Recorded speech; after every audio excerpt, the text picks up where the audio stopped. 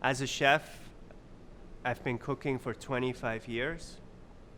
My dad is an architect, so I grew up always with an eye for art, for architecture, for design, for fashion.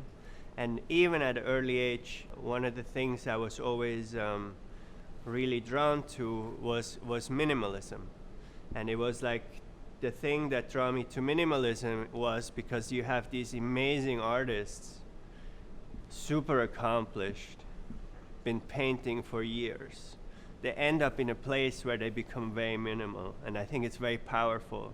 It's the powerfulness is actually not what you see, it's actually what you don't see, all the decision it takes to not put them there.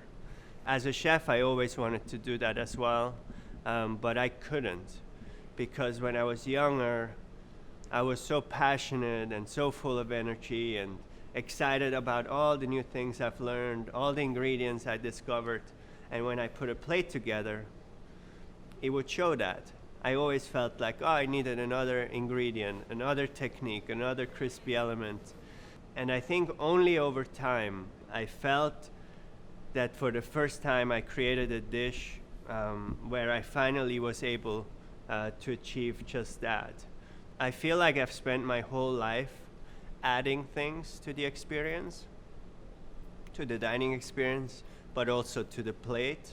And it's interesting how it's much harder to do, to take away than to add.